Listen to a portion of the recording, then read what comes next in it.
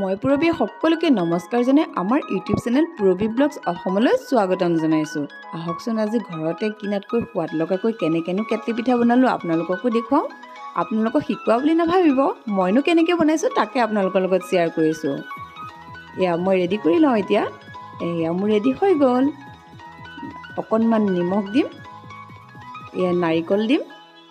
যদি আপোনালোকে নাৰিকল ব্যৱহাৰ কৰে তেতিয়াহ'লে পানী নালাগে এক্সট্ৰা, আৰু যদি নাৰিকল ব্যৱহাৰ নকৰোঁ বুলি ভাবে তেতিয়াহ'লে অকণমান পানী লাগিব পিঠাগুড়িখিনি সানি ল'বলৈ। এতিয়া মই সানি ৰেডি কৰি লওঁ। মোৰ ৰেডি হৈ গ'ল। এতিয়া কেটলিত খপ এখন ল'ম, তাত মই ধুনীয়াকৈ ৰিফাইন অইল সানি ল'ম, তেতিয়া পিঠাটো উলিয়াবলৈ সুবিধা হ'ব।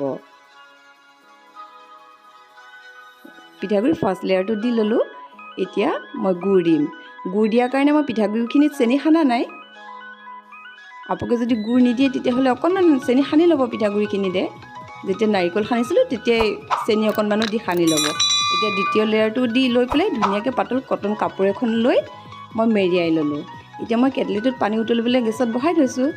এতিয়া তাৰ ওপৰত খপখন বহাই দিম। 2-3 মিনিটত হৈ যাব। এয়া চাওকচোন কি ধুনীয়াকৈ হৈ গৈছে। এতিয়া আপোনালোকক উলিয়াই দেখুৱাই দিম।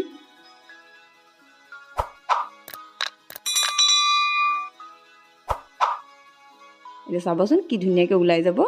এই যে ৰিফাইন অইল সানি লৈছিলোঁ সেইকাৰণে দেখিছে কি ধুনীয়াকৈ ওলাইছে। এতিয়া মই গাখীৰ চাহ একাপ বনাই লওঁ। কোনে কোনে ভাল পায় বাৰু কওকচোন কেটলি পিঠা আৰু গাখীৰ চাহৰ লগত খাই। এতিয়া ৰেডি হৈ গ'ল গাখীৰ চাহ। আৰু আপোনালোক যদি আমাৰ চেনেলটোলৈ প্ৰথম আহিছে তেতিয়াহ'লে লাইক, কমেণ্ট, ছাবস্ক্ৰাইব কৰি বেল বাটনটো দবাই থ'ব। আজিলৈ বাই বাই, নেক্সট এটা ভিডিঅ'ত লগ পাম।